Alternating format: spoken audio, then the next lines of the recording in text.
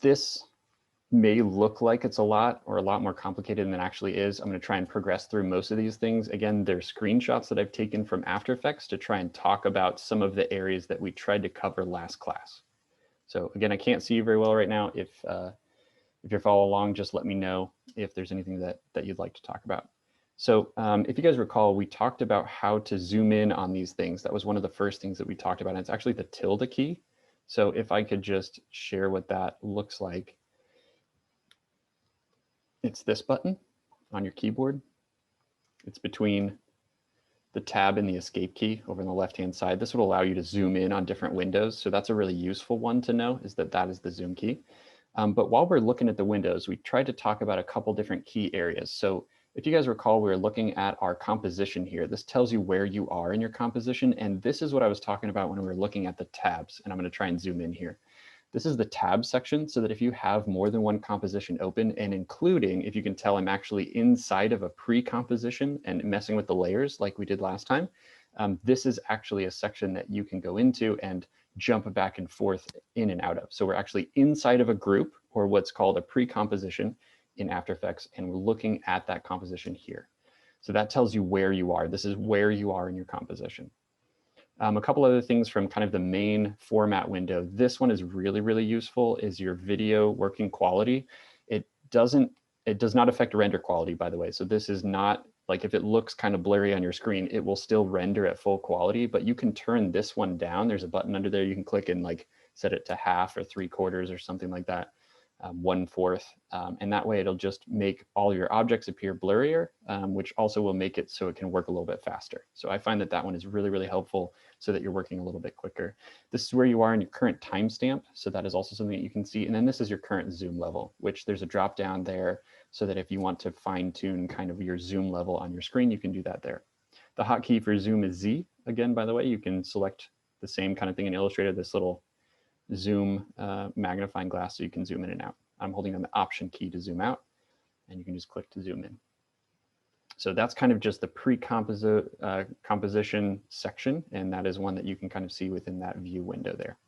I did want to talk a little bit about the timeline as well. So here's the timeline slider, and these are just some things that we were talked about in last class to help you review what we went over. So this is the timeline slider, this blue diamond here. That is something that we're kind of move around within our time space. You can see this one says 0, 1, that's seconds. If it says F, you're looking at frames, and the frames actually look a little bit different. And you can check your zoom level on your timeline here at the bottom. It's kind of these mountain range things here at the bottom, if you can tell. This one is zoomed out all the way. So it's on the smaller side. If you zoom in really close, you're going to start seeing frames. So that is a really useful one as well. The two kind of most important things on your timeline besides the time slider, I think, are the workspace slider. This is this gray bar with these kind of blue ends. You can click and drag and move those blue ends in or further apart, so that this is when you actually hit play. It will only play the timeline to the end of this workspace slider. And this green bar, if you guys saw that, I don't know that we talked about this last class, but this green bar here is actually your kind of render status. I don't know the official name for it, but what I'm kind of calling the render status, this means, if you can tell, the sections that are not blue have not been rendered yet. And the first time that I hit play or hit spacebar, it's going to have to render that movement, that action, and which means it's going to be a little bit slower than the actual time, so that you can actually view what you're working on. So the first time that it plays through, it's going to be kind of slower and kind of lagged. And then after it plays through all the way again, then it will kind of play in a more consistent speed that is towards how it would actually look when it was rendered. So I think that's really important as well. If you do zoom in on your frames, you should be able to see that the timeline itself looks a little different when it's actually zoomed in all the way to, like, 09F or 01F. That means 1 frame at a time. It will not let you put your keyframes anywhere except on the frames. So you can't have actions in between frames. Just keep that in mind. That's actually your limitation with how particular you can be. I can't imagine a space where you need to be more particular than that, but it will only show and allow you to put keyframes right on this line for each of these frames as it aligns vertically with that number there. And again, this is where I'm zoomed in all the way through this mountain range right here. So hopefully that makes sense. We didn't really look a whole lot just frame by frame stuff or anything at this point, but just so you know that what that looks like, if you do a bunch of animations and you're zoomed in all the way, and you didn't intend to be, that can really mess up your workflow. So make sure you're at the right zoom level. And by mess it up, I mean, everything's going to be changing really quickly because, potentially you could be working in 24 or 30 frames per second, in which case, all the animation that you've included in there may be in a really short amount of time, which is not what we want, potentially. Okay, so that's the work slider there. Let's take a look at some of the transform options that we played around with last time. You guys remember this little shy guy, right? We played around with that and kind of hid some of those things. Just to recap again, everything we went over last class. There's the shy guy. Here's the button where you can turn that on and off. It's actually on its own little bar. And there's a button at the bottom of your kind of layers panel that allows you to toggle whether you can see the shy guy or whether you can see track matte. And we'll talk about track matte and review that again here in a minute. But you can also see there's your motion graph. We looked at the motion graph a little bit, but let's just talk about kind of our main ways of working within our kind of keyframes that we can set up, right? So each time these things are animated, you can see that there will be a stopwatch that you need to start to say that you want to animate that property. In this case, position is shown here, and you can see that those keyframes are added in a position A and a position B, and it will just transition from one spot in the position to the other in the animation section. I wanted to talk a little bit more about what all these numbers stand for now that I can zoom in with these screenshots, so hopefully that is helpful as well. Let's take a look at these. And I listed out their hotkeys as well, so if that is useful for you, the hotkey for anchor point is A, the hotkey for position is P, the hotkey for scale is S, hotkey for R is rotation, and then transparency is the opacity setting. So just think transparency T to be able to remember the hotkey for opacity. So that may be a helpful list for you.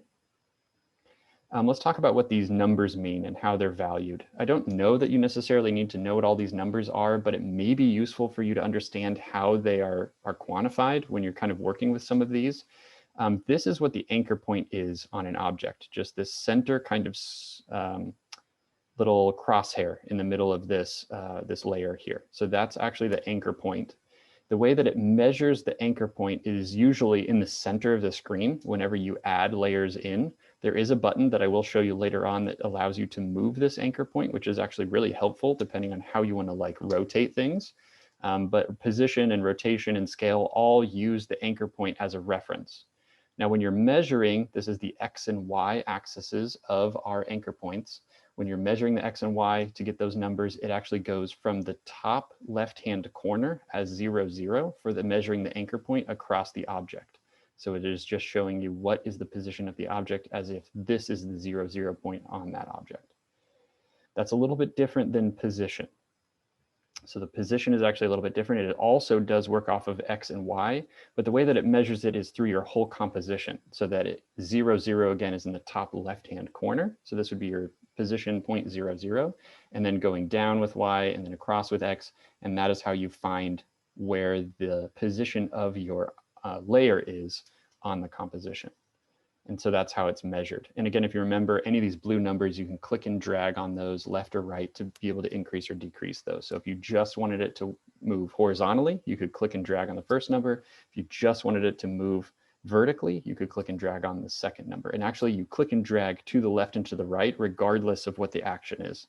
It makes sense, I think, that Y would be able to like click and drag up and down because it's an up and down movement, but you do click and drag left and right. Any questions so far? Okay.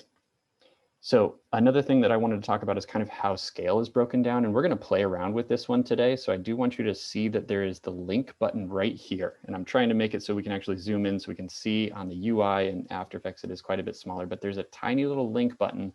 You can actually click that to turn it off, and that link button will just disappear, and that will make it so you can actually change these values independently of each other, which is very useful. So here we have our width and our height of this object, and we can kind of stretch and squish objects if this is unlinked, which is something I'm going to ask you to do today. So that is how those numbers are set up. It is width first and then height, but you can just play around with it and kind of figure out which ones moves when you do it. So you don't necessarily have to remember all those things, but I thought that would be helpful. Now I'm gonna kind of branch off of this here in a little bit, so remind me to come back to this in a minute. We'll talk about some fun things you can do with scale when we look at our demo. but I do want to continue looking at these rotation. So we just played with rotation just like the tiniest bit last class. I want to do a little bit more with that later on because it can be really fun. It actually rotates around your anchor point. So I'm trying to show that here with this kind of like rotates around this point. You can move your anchor point again. So it's something we can look at in the future, but just keep in mind that it actually rotates around wherever that point is. So that can change. But let's look at how these numbers work. So the first number is actually here that says 0x. That's actually number of full rotations. So if you were to change that first number to 1, it will do one 360-degree turn all the way around and go back to its original set. So if it's at 0, you move your timeline over, you add another key point at 1, between point A and point B, it'll do a full spin all the way around. So you can set that to like 35 or whatever, and it'll do a crazy amount of like super fast spins and things like that, which could be fun if that's what you want it to do. The second number where it says plus 0.0 degrees, that's how much of a turn you want it to have. And if you can tell, there's actually a plus sign right there. That plus sign can also be negative, so you can put in negative numbers if you want it to rotate counterclockwise instead of clockwise. So in the sense that positive numbers is going around a clock, negative numbers would be going the opposite direction around that clock. So you can kind of understand how that rotation system works. Whoops. All right, and then opacity.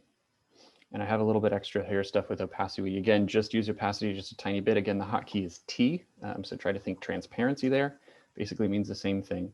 But if you can tell here, I've got my layer, my TV outlines layer set to 17%, but my logo is set to 100%, even though they're parented together. So you guys remember doing the parenting section, right? Which is this section here. We're essentially saying that we want the logo to follow the TV. With whatever animation it does, but apparently that does not affect opacity. So even though the opacity is set to 17% for the TV, the logo is the same. So the logo opacity is going to have to be animated separately from any parenting that you do. And that is okay. Okay, so that was kind of the breakdown in the most basic forms of animation that we can play around with. Please let me know if you have any questions about that. And what's nice actually that you can animate things separately is you can also line them up. So I want to talk about how you can maybe line up your keyframes in a nice way. And we'll look at that today as well. That'll be part of our challenge. But again, remember to start with the stopwatch if you want to animate any property. Essentially, if it's blue and it's got kind of like a hand in the middle that's on, it is animating, which means if you make any changes in your timeline, it will remember those changes and add a key point. If it's gray, it's off, which means you're just changing the property for all of the time span all at once. So for instance, if I turn the opacity with it off to 0%, it will be invisible everywhere. So just keep that in mind. You can change properties if you need to. If you don't want them to animate when you change them, just make sure that that property is, the stopwatch is turned off.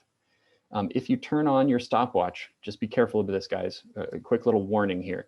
If you turn on your stopwatch and you add in a bunch of little animations and things and then go and turn your stopwatch off, you will lose all of your animation. All of the keyframes will just disappear because it'll be turned off. So be careful that you don't accidentally push that button when you don't mean to. So just watch that. And then let's take a look at this too, because I wanted to be sure that we could kind of zoom in on this section. Do you see these three little buttons here off to the side?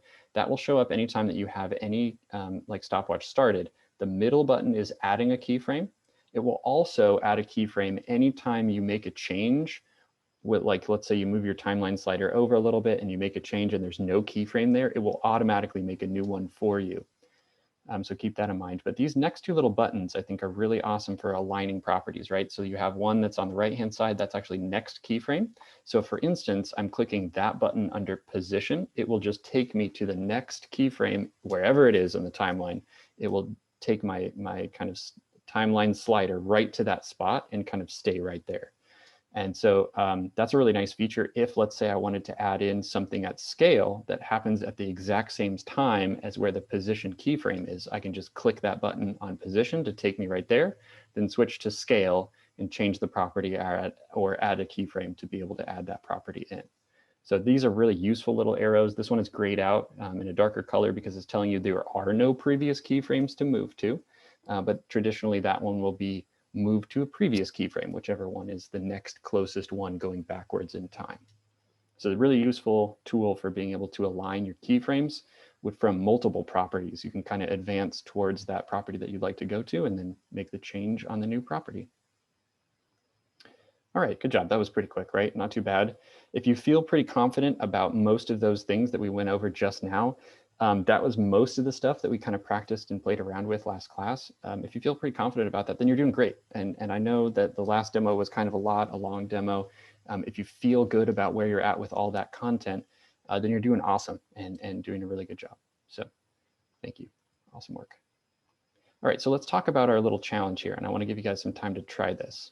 So let's talk about how you can unlink things on the scale property, right? So we're going to be looking at scale.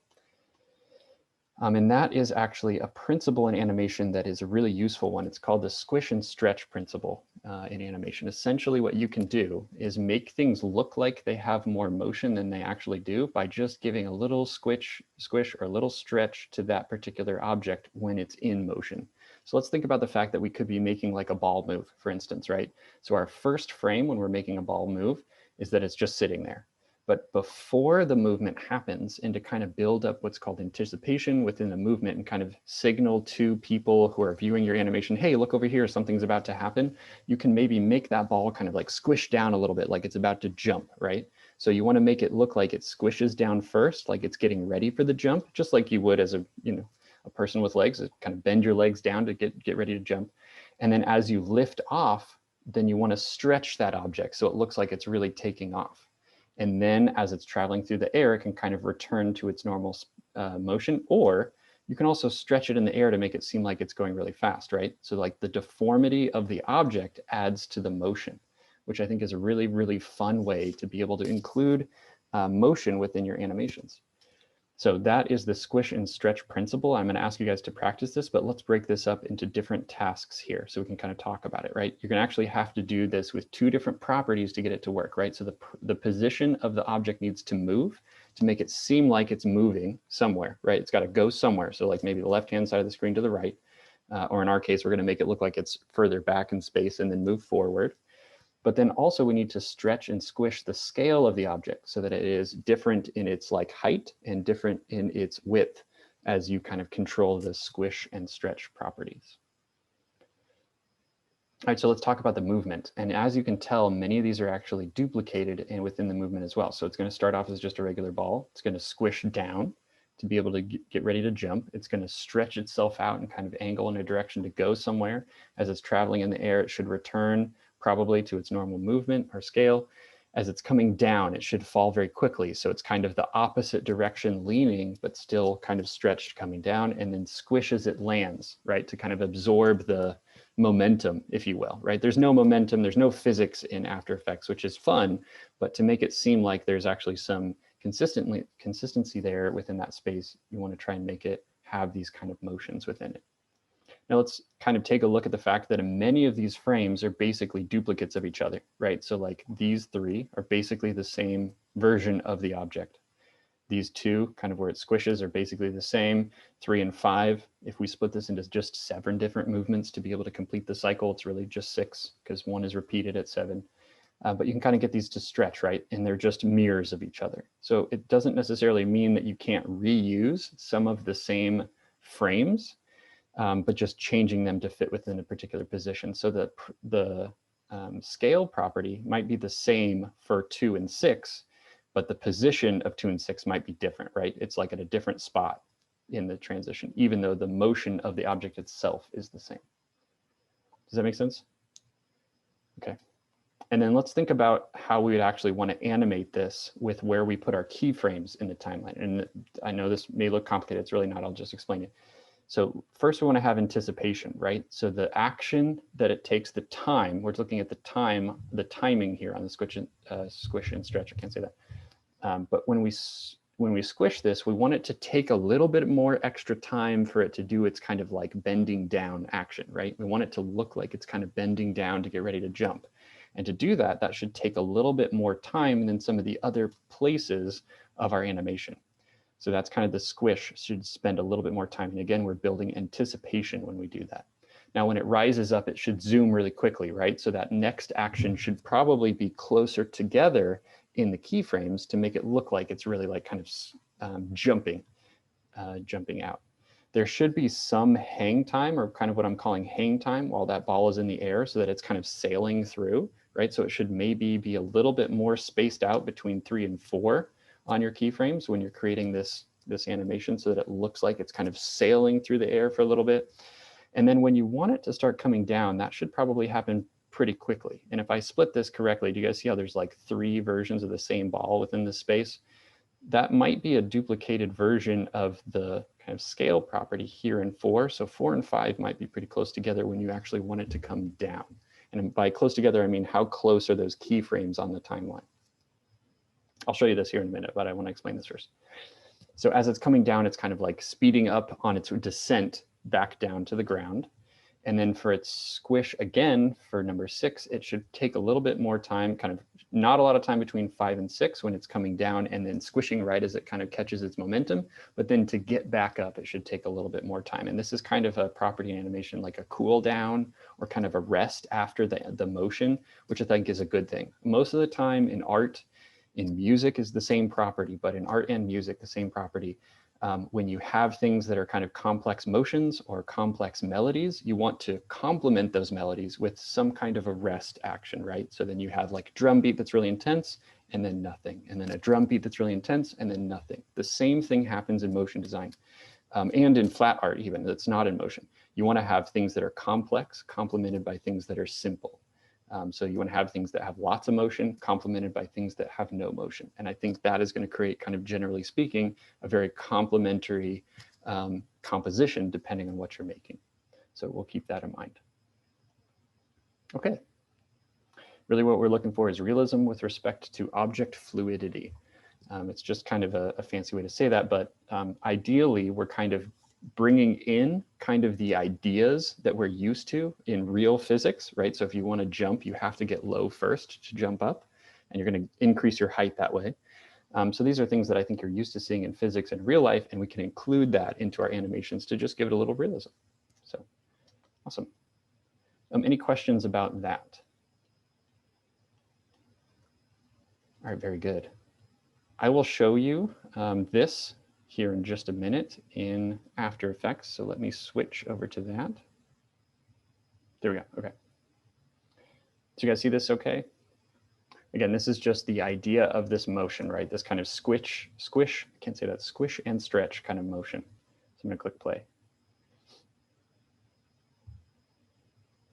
Click play again. Let me see if I can set it to loop. Okay. So you guys see the motion that I'm talking about? It looks like it's far away in space. So it's creating this kind of illusion of space. It's really just the properties of position and scale. It's not a terribly complicated kind of motion, but essentially I'm squishing it down before the motion. Right, kind of squishing it down before its motion, then it leaps up and it actually gets taller than it is in a short amount of time. And then as it gets closer, it kind of returns to a more normal scale and then stretches again as it comes down and then squishes and then resets itself. So it just looks like it gets closer. So it's a really simplified kind of motion, but it takes a little planning to kind of understand how to do that squish and stretch properties. So this is kind of what I'm going to ask you guys to make. I can show you what this looks like in After Effects. Again, we can't see really the motion on my screen too well on the After Effects thing. And then I'm going to ask you guys to do this on your own. So I'm not going to step-by-step this process. I'm going to ask you to see if you can do it on your own, of just kind of understanding the property of what you're intended to make. I'm going to give you some time and then see if you can make this happen on the screen for yourself. Just here in class time, like, 20 minutes, maybe 30 minutes. I don't think it'll take much more than that. Okay, so here's how I've set up my keyframes. The first thing I did is that the logo layer itself is the same working file that we worked on last time. You can just open it up again, and I can show you that process one more time if you would like. But I did set up a parenting effect on the logo itself. So the logo just follows the TV. It doesn't do anything else. There's no animation whatsoever on the logo itself. It's just follows the TV. I did turn off the eye for this original mask, so you can just ignore that one for this little exercise. I do have this set up in our keyframes, and I'm going to move this up a little bit so you can see a little bit better. But do you see how all the keyframes kind of follow each other, right? The position actually slides down a little bit while it's squishing. as well as the scale property changes in kind of the height there. And then these keyframes are a little bit closer together now as it does the motion as it rises up to continue to move forward. And then the transition time of kind of the hang time, or what we call the hang time, right? For it to move forward in time, it returns to its original scale or close to its original scale. There it is right here. And this is the end of its hang time, right? So it's at 100% both on scale. The position as it just kind of moves up in the screen. So the scale changes to make it look like it's getting closer to us. It's just an illusion. It's just the object moving vertically. That's it on the position as the scale increases. And then as it comes down, it stretches. And then it squishes as it hits the ground. And I may be able to do this a little bit better here. I think the baseline, it seems like it kind of moves slightly on the bottom. So I might tweak that a little bit. You can tell we don't want to make it seem like the ground moves while it's jumping, right? We want to make sure the ground seems consistent. Okay, and that's really it. I just repeated the process by copy pasting the keyframes in reverse to get it to go backwards. So, you can select both keyframes, Command C to copy or Control C if you're on a PC, move to where you want it to start going backwards, and then just copy paste them in reverse, right? So these two keyframes are exactly the same. Then the next set of keyframes is the same going backwards from right to left as you put these together to get it to go backwards. Okay, make sense? Awesome. Okay, I'm gonna pause share real quick, or stop sharing. I'll stop recording here, pause record. And I'm gonna go ahead and jump into Illustrator and we'll take a look at what is in there. All right. Sorry, this is not the right spot. I'll close my Illustrator panel here for a moment. Okay, so let's recall just one of the things that we also worked on last time, which was track mats. Do you guys remember working on track mats? So one of the things that we worked on with track mats is that it's really a way that you can set up masks that you can move separately from the object. One of the things that's kind of restrictive in the way that masks work, if it's an actual mask on a layer in After Effects, is that when it is a real mask, it will follow the layer itself. That's actually useful if that's something you want it to do. But if you want the mask to stay where it is so that it doesn't move, and then you want something to move behind it, and I will show you an example of what I mean by that, that you can have masks that are movable or static, meaning it does not move, if it is its own layer set up as a track mat. And what I mean by that is that you separate your layers, right? So like the TV itself, if these are all split here, this one will be easier to move. You have the object itself, kind of the window, and then the logo behind it, right, as two separate layers. So that's kind of what we're talking about for track mats. And if you remember, we did that last class. So a couple different things that you could do with track mats. You can move the background behind a stationary track mat, or you can move the track mat behind a stationary background for different effects. So for instance, if I have these split on two different layers, I could have these kind of moving dots that you can say is only visible within this window. Maybe I make this window not move at all, and then those dots kind of zoom across the screen, right, to imply motion while having a static window that does not move. You could also do the vice versa, where you're kind of like moving the window to show that there is a reference there that like we're moving, right? Kind of the viewport of the person is what's moving, not necessarily the background. And those are just two different ways you can kind of include that motion. Now, when I say that these need to be on two different layers, kind of the main principle here when we're playing around with building things in Illustrator is that if you want it to be something that moves separately, it needs to be on its own top level layer. So you can add a layer by clicking this little plus sign down at the bottom here that will actually add a layer. You can rename it by double clicking there and say this is going to be my, stars or whatever. In which case then I could select this, which is in a different layer, hit Command X, which will cut it, go down to that layer, and then Command Shift V to be able to paste in place. So now I have that on its own layer on the stars layer, if that makes sense. So as a principle, within setting up your animations in Illustrator, you do need to have these split onto different layers. And if you can tell here, if I undo that, the TV layer was something that I had set up originally. So let me move you around here just a second. So this was something that we had moved around, right? So we had the TV itself. We had the logo, which is a totally separate layer. That's how we actually got it to move around in After Effects. And then we also had that mask shape, which was the shape of the TV on top. And that was really all we played around with. I had a few other layers here that I'll show you here in a second that were for a different demo that we will start now. But this is how you'll have to split up your stuff in Illustrator. You don't have to think about it until you want to actually transfer it to motion. I mean, you can set it up ahead of time if you're comfortable kind of thinking in this way of, okay, this is something I want to move separately, so I'm going to start a new layer before I draw it, or whatever way that you build things in Illustrator. I have a few suggestions for you. But this is how we're going to have to set up our documents within Illustrator to get these to transfer over. All right. Now let's talk about kind of our next principle in animation. All right. So this is going to be what I'm calling simplify and slice, right? So this is a kind of a demo that we can kind of talk about on how to build your characters to do certain movement. And let's talk about what movement I'm talking about here. Let me stop sharing here just for a second. Let me pull up this example that I want to share with you. Let me find it real quick. And I think Luke shared these in our Microsoft Teams the other day when I was having you guys share examples. And I just want to share these with you because I think these are great examples of this principle of being able to cut your objects up into pieces to be able to animate it the way that you want it to. Now, this is really, really well done and actually kind of complicated with these animations. It doesn't have to be a complicated process, but let me just click on this so you guys can see what these do. Can you guys see this guy spinning? Yes, thumbs up or emoji if I can't see you. You can see this. Okay, thank you. So do you guys see this guy spinning? This looks three-dimensional. I know maybe the frame rate in Zoom is making it a little bit laggy or something, but if you can see it, it is spinning. The character's like doing a full rotation all the way around in kind of a nice, a little bit fast at the beginning and kind of slower at the end. Really nice animation. But this is done in After Effects. It is not three-dimensional. It is two-dimensional, and it is actually done with track mats, with masks and individual objects on different layers. So first, let's talk about the head here, the head shape. You guys see like the kind of skin tone colored head shape here?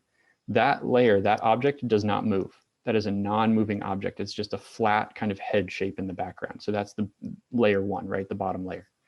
The next layers, which are the eyes and the face and the hair, these are pieces that actually move left to right over top of the face and head. So if you could see this full like character, it's actually probably two versions of the hairline, if that makes sense. So there's actually a hairline that's moving a full piece. That's the hairline moving from left to right as it goes from the beginning of this animation to the end, right? So it's kind of doing like this, but you only see it where it overlaps the head. Still following me? So you guys see this little hair piece? It's probably two pieces. It's just one that gets thinner and then wider as it goes from its position changes as it goes around, right? Do you guys see it? Are you starting to see it now? You guys see how, like, look at the neck piece. I think you can see it really clearly here, right? See how it's just a piece? It's just two pieces. It's kind of like a shadow underneath the chin and then just the neck in front of the shirt. See how it's just going up and down? And that's it. Do you guys see it, right? So it's just moving up or down. The buttons themselves are also just moving left to right, making it look like it's moving. The legs, do you see this little piece on the feet that kind of like appears and then disappears, appears and disappears? It's just something that is being shown in the mask and then moving outside of the mask so you can't see it. So this is a complicated version of this principle. Let me switch over to Illustrator here. But this is the idea of how you can actually split up your character designs if you want to do a character design and a complicated movement like that one. You may not need to do that for your animations, and I'm encourage you guys to simplify your animations for this first project, but let's talk about how this is actually done. So here I have just like this goofy, I don't know, Conan O'Brien kind of character here, right? So he's got kind of like the hair, right? So this one makes sense. Let's say if we're going to try and do this here, right? So I want to make it look like this character moves over to turn his head. I've got a really simplified nose, simplified face and features, right? So I'm going to do this here. Oops, let me copy the whole thing. So to be able to get this to move over here so that it moves all together, all I need to do is move the nose over, right? The eye is going to move over and disappear, so we won't see that one. This one moves over, and then the mouth maybe moves over and up. So this eye is going to disappear, so I'm going to delete it. And then that's pretty much the motion. Oh, the ear, right? The ear needs to move over as well. So that's pretty much it for being able to make this character look like it turns to the side, right? You just need to have all the features as separate layers so that you can animate them separately. The head doesn't even need to move to be able to show that it's turning.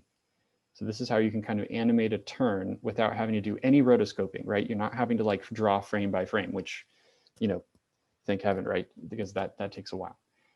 So this is a really useful way to kind of animate things, is you split up the features so that that makes sense, right? So far so good. That was easy. You really don't have to do anything.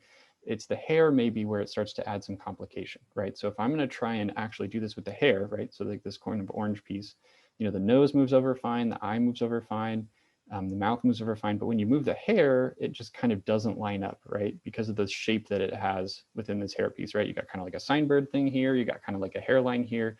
The fluff on the top should move differently, right? So to get it to line up with the ear so that the sideburn stays where it should be, right? And, you know, in front of the ear, now it doesn't quite line up with the animation. We could maybe like pinch it or something, like that might kind of work, but I think now you've just changed what his hair looks like, right? It doesn't quite look the same. So what we actually need to do is something that is part of this principle, which is just to simplify the shape and then to slice it into pieces. So let me show you what I mean by that. So this doesn't quite work. We're going to have to do a little bit of pre-prep to make sure that this shape works. So here's my shape. What I actually need to do is split it up into little pieces. So maybe 4 or 3 pieces so that it's a little bit simplified. So what I did is I just made 4 copies of the same object. I'm going to kind of redraw and retrace. I've added multiple copies here underneath so you can see what those look like, but I just simplified some of the shapes, right? So if this is one of the shapes that I want to focus on, this one here, this kind of like large, you know, poof of hair there, I can actually just use my pencil tool. If my pencil tool, I double click on it, make sure this says edit selected paths. This is a very useful way to kind of edit things in Illustrator if you're not familiar, but I can just kind of redraw some of the edge of this so that that becomes its own shape. Still has the same kind of like shape on the top because I just redrew that bottom piece. But now you can see kind of how that would, generally speaking, line up with the shape of the hair of what we need. Good so far? All right, so when you split that up into multiple pieces, you can still kind of recreate the shape of the hair that you need to have for this particular animation, and then just put them into the place of where they need to line up with that hair piece, so then they become their own pieces, and you can move them then separately. So here's kind of the pieces, right? So like this floof is going to go over here. This little piece is kind of the side piece. For kind of the hairline, here's our sideburns, and then the kind of the back hair of the piece, right? So like that kind of lines up, like mostly. So as we put those together, when we're actually doing our animation and it's in separate pieces, again, I've changed the color here so you can kind of see where all those pieces line up. Because they're all the same color, it still just looks like one piece of illustration. But when I move these over, and I think this one is split up here, so I can do that. Let me just show you what that looks like to be able to get it to move over. So right, the nose will move over. We want it to move over. This eye will move over and then disappear behind the track mat that we'll set up of the head. This eye will move over. This mouth will move over and up just slightly to kind of get it into the right position. The ear and the sideburn will move over, the sideburn piece. This piece right here may need to stay where it is and not move so that we can get this fluff piece to kind of line up on the side of the head here. So now it kind of looks like, and I know this doesn't quite line up perfectly, you'll have to tweak it just a little bit, but now it kind of looks like that character is moved over to the piece that it should be so that that head looks like it turns. Let me line that up a little bit better. Okay. Does that make sense so far? To get that to kind of line up? It seems a little bit more complicated than it is. I think the first couple times you do this, it's a little bit confusing maybe, but once you get it, it makes a lot of sense. And I think it's there so that you can move these things to make it look like a character kind of moves in space. So this is how you can kind of split up those things. And you know, again, I'm kind of just calling this simplify and slice, right? So the more simplified your illustration, the easier it is to kind of do these complex motions. So I think you're used to seeing, you know, characters that are not super complex, right? So like these pieces are separate pieces of the hair, and they can kind of move over top of the eye as the head turns so that that makes sense in that space. So that I think helps if you're kind of building your illustrations so that you can kind of plan out what you want to build within that space. So we are going to spend a little bit of time this week trying to build an animation. Again, our inspirations were progress, encouragement, and there's a third one. Do you guys remember what the third one was? Motion, I think. It was motion or movement. All right, cool. So I started working on this illustration, and it's just mostly, you know, rounded edge objects. You can click and drag, and if you hit the up arrow or down arrow, you can make it more rounded or less rounded to kind of get that more pill shape that I think you can start building with. And I think the thing about this pill shape is that it can be a simplified pretty much anything. You know, if you want to imagine it that this is a body, you know, like a torso, that could totally be a torso. right? If you wanted it to be an arm, you can kind of reuse that same shape for like an arm or a leg, depending on what it is. So if you reuse the same shape, sort of simplify characters into basic shapes, you can have a really kind of nice plan for your animation, depending on what you want to do. And again, that was just if you'd like to do a character animation. You're not required to do that. It doesn't have to be a character, but this is just an opportunity for how you put these together. I was kind of playing around with this one, and I was kind of like bleh and kind of mess, so I was kind of trying to come up with something a little bit more fun. So I started building like a space helmet, which is, again, just simple shapes kind of layered on top of them. I'm trying to plan out what I need to animate and what I don't. Some of this will be animated and some won't. So here's my plan so far of kind of how to put this together, what I'm thinking about doing. I'm going to try and have a spaceman character.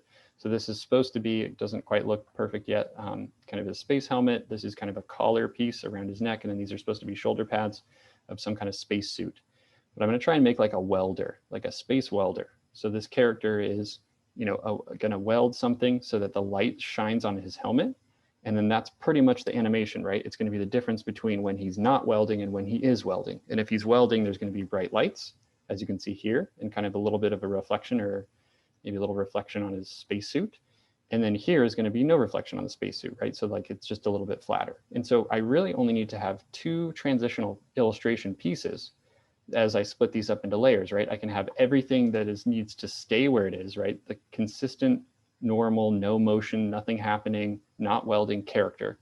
And then all the pieces that I want to have that are included on top, right? So like these little shiny bits, kind of like the light on his helmet, those could all be different layers so that I can separate them and layer them up differently. But the way that I'm planning this so far is maybe most of my animation can be done with just a little bit of position to make it sort of seem like he's in space floating up and down. That will be one motion. And then just having these kind of like lights appear and disappear. So that's really just opacity. So I can just have maybe those 2 properties. That's all I need to do to animate. So I'm trying to simplify the animation by trying to do the most that I can. I guess my project's shutting down or something, or autosaving. So that's kind of what I'm going to try and build for this particular project, just for fun. As you're starting these, if you have sketches or ideas, let me suggest that you can just build for yourself kind of just a blank frame, right? So like if you know you want to post this to Instagram at some point, it's going to be in a square, just kind of start building stuff in a square. Like make a square for yourself, decide kind of what you'd like to include in your animation and put it together. You can kind of come up with some fun stuff for how you want to animate things. Try to simplify the animation process by doing a little bit of prep work ahead of time in Illustrator. Will save you a lot of time in After Effects when you're trying to get your motion to line up. So I have some different experimental ideas of what I want to try and do with this character, and just kind of trying to draw this character as I build it piece by piece, kind of one shape at a time. Most of these shapes that I'm building this with are just, starting with like a pill shape or a circle. And then if I use my pencil tool, I can kind of like just draw and reshape it. So that's how I've been building most of this stuff. Oops, if it doesn't work, Control-Z, Command-Z, and go backwards. There we go. So now there's my, I don't know, little Pac-Man ghost or whatever. Let's give him the Pac-Man eyes. There you go, Pac-Man ghost. Okay. Any questions about this process that we just talked about? Kind of how to divide up your illustrations once you have them. Okay. I'm going to stop sharing there for a minute, and I will pause the recording.